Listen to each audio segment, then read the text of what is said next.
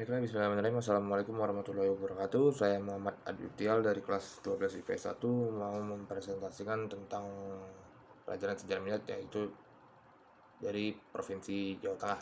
Ya, dalam Provinsi Jawa Tengah di sini saya akan menjelaskan tentang sejarah, kondisi geografis, ekonomi, dan adat budaya. Yang pertama, sejarah ya. Jawa Tengah sebagai provinsi tua yang dibentuk sejak zaman Hindia Belanda hingga tahun 1905, Jawa Tengah terdiri atas 5 wilayah, yakni Semarang, Pati, Kedu, Banyumas, dan Pekalongan. Surakarta masih merupakan daerah swapraja kerajaan yang berdiri sendiri dan terdiri dari 2 wilayah, Kasunanan Surakarta dan Mangkunegaran. Sebagaimana Yogyakarta, masing-masing gewes terdiri atas kabupaten. Waktu itu Pati Gewes juga meliputi Regensiap, Tuban, dan Bojonegoro. Setelah diberlakukannya desentralisasi distrik tahun 1905, Gewesen diberi otonomi dan dibentuk Dewan Daerah. Selain itu juga dibentuk Gementre atau kota peraja yang otonom, yaitu Pekalongan, Tegal, Semarang, Salatiga, dan Magelang. Sejak tahun 1930, provinsi ditetapkan sebagai daerah otonom yang juga memiliki Dewan Provinsi. Provinsi terdiri atas beberapa kepresidenan yang meliputi beberapa kabupaten dan dibagi lagi dalam beberapa kewedanan. Provinsi Jawa Tengah terdiri atas 5 keresidenan, yaitu Pekalongan, Pati, Semarang, Banyumas, dan Kedu. Menyusul kemerdekaan Indonesia pada tahun 1945, pemerintah membentuk daerah swapraja Kasunan dan Mangkunegaran dan dijadikan keresidenan. Pada tahun 1950, melalui undang-undang ditetapkan pembentukan kabupaten dan kota madya di Jawa Tengah yang meliputi 29 kabupaten dan 6 kota madya. Penetapan undang-undang tersebut hingga kini diperingati sebagai Hari Jadi Provinsi Jawa Tengah, yakni tanggal 15 Agustus 1950. Perbedaan Kasunan Negara dan Mangkunegaran adalah yaitu Kasunan Negara Hadiningrat berdiri pada 1745 yang ditandai dengan pemindahan pusat pemerintahan Mataram yang dulu berlokasi di Kartasura ke Desa Sala. Awalnya Keraton Solo merupakan kerajaan Mataram, lalu pada 13 Februari 1755 terdapat perjanjian Giyanti yang membagi 2 wilayah kerajaan Mataram, yakni Keraton Solo dan Keraton Yogyakarta. Dalam perjanjian tersebut juga disebutkan Kasunan Surakarta Hadiningrat dipimpin oleh Susuhunan Pakubuwono III serta Kesultanan Yogyakarta Hadiningrat dipimpin oleh Sultan Hamengkubuwono I. Untuk yang kedua itu adalah Mangkunegaran ya. Pendiri Mangkunegaran adalah Raden Mas Said yang bergelar Kanjeng Gusti Pangeran Adipati Arya Mangkunegaran I, atau secara lengkap menyandang nama Kanjeng Gusti Pangeran Adipati Arya Mangkunegaran Senopati ing Ayuda Sudipianinggrang. Mangkunegaran merupakan kadipaten yang berposisi di bawah Kasunan dan Kesultanan. Pada tahun 1750 sampai 1946, Kadipaten Mangkunegaran merupakan kerajaan otonom yang memiliki wilayah yang sangat luas dan berhak memiliki tentara sendiri secara independen dan dari Kasunanan. Dalam perjanjian Salatiga pada 17 Maret 1797, Mangkunegaran I memerintah di wilayah Kedung, Matesi, Hagobayan, Semboyan, Gunung Kidul, Pajang sebelah utara, dan Kedu. Setelah sekian abad menjadi kerajaan otonom pada September 1946, Mangkunegaran 8 menyatakan bergabung dalam Negara Kesatuan Republik Indonesia. Namun, karena meletusnya revolusi sosial di Solo pada 1455 sampai 1946 telah mengakibatkan Mangkunegaran kehilangan kedaulatannya. Meski begitu juga putra Mangkunegaran berkomitmen tetap menjalankan fungsinya sebagai penjaga budaya. Lanjut kita ke perbedaan peraturan yang mengatur Jawa Tengah, yaitu dari Belanda berdasarkan Wethoudende Decentralis van het Bestuur in Nederland Indi. Maka pemerintahan di Jawa dan Madura terbagi atas keresidenan dan juga kabupaten, kota peraja, dan kecamatan. Untuk di Jepang pada masa pendudukannya, Jepang mengadakan perubahan tata pemerintahan daerah, yaitu Undang-Undang tahun 20, nomor 27 tahun 1942 yang menyatakan bahwa seluruh Jawa kecuali kerajaan-kerajaan yang terbagi dalam wilayah Kyushu, kota peraja, kabupaten, distrik, konder, dan juga kelurahan. Setelah kemerdekaan berdasarkan pasal Undang-Undang Dasar 1945 diterbitkan Undang-Undang 10 tahun 1950 yang menetapkan pembentukan Provinsi Jawa Tengah sesuai dengan Undang-Undang nomor 10 tahun 1950 dan Peraturan Pemerintah nomor 31 tahun 1950. Pembentukan Provinsi Jawa Tengah dinyatakan berlaku pada tanggal 15 Agustus 1990.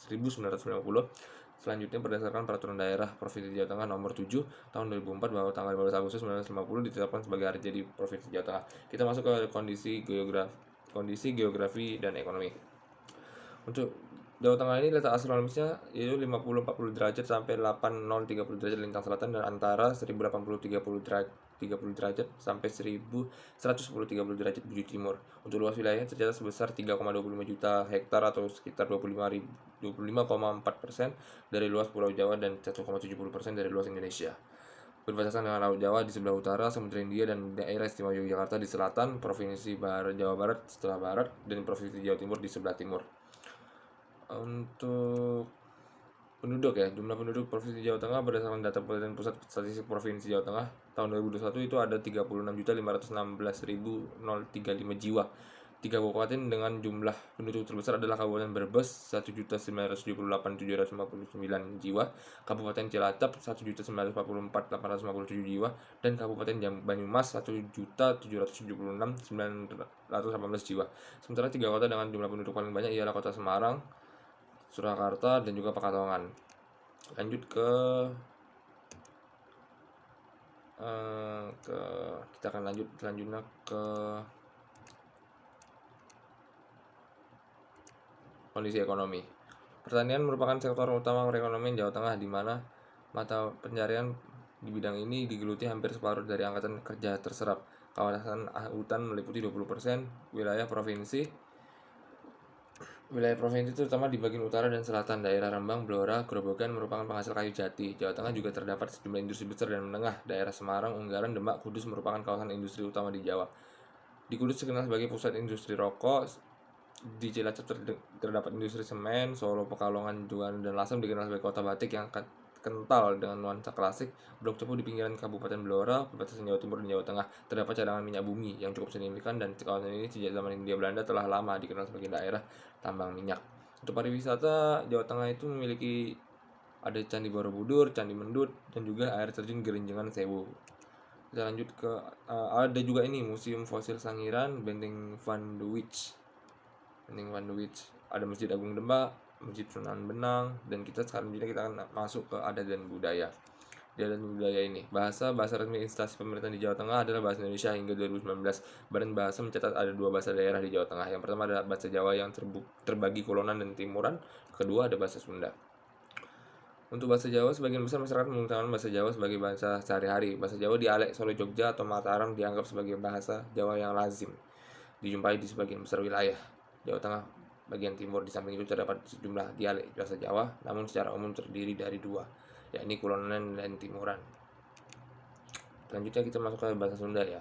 Di wilayah berpopulasi Sunda yaitu Kabupaten Brebes bagian selatan dan Kabupaten Cilacap bagian utara dan bagian barat, Kecamatan Daya Luhur, orang Sunda masih menggunakan bahasa Sunda dalam kehidupan sehari-harinya. Kelahiran dialek ini dipengaruhi salah satunya jalur perdagangan. Perdagangan secara morfologi menghadirkan komunikasi 2 arah antara pedagang dan dengan pembeli.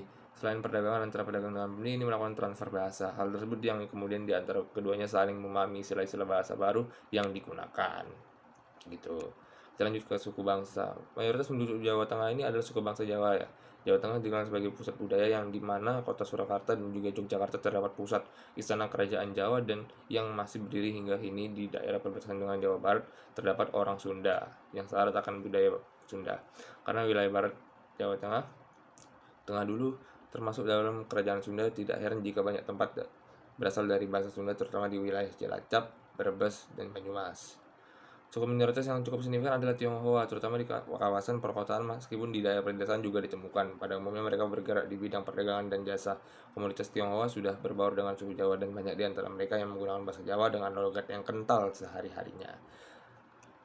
Nah, jadi kita lanjut ke pakaian adat ya. Untuk pakaian adat ini ada yang pertama itu ada surjan, ada baju jangkep, ada kebaya, dan juga ada kanigaran. Lanjut ada juga basahan.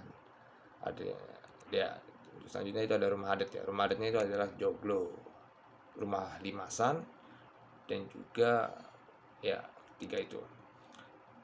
Rumah adat Tanjung juga, rumah adat Panggang P, rumah adat kampung. Dan untuk senjata tradisional itu ada keris, ada tulup, ada pelintang, kudi, wedung, senjata tombak Kiai Plerat.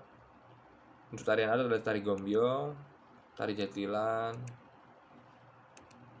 Untuk alat musik ada gambang, siter, bonang, kendang, saron, gender, kenong, selentem, gong, suling, dan lain-lain. Untuk upacara adat ada ruatan, ada endaran, padusan, medak kematian, ada duguran juga. Dan mungkin itu saja yang dapat saya sampaikan untuk presentasi dari Sejarah Menit kali ini tentang Provinsi Jawa Tengah. Lebih dan kurangnya saya mohon maaf. Wabillahi taufiq wal hidayah. Assalamualaikum warahmatullahi wabarakatuh.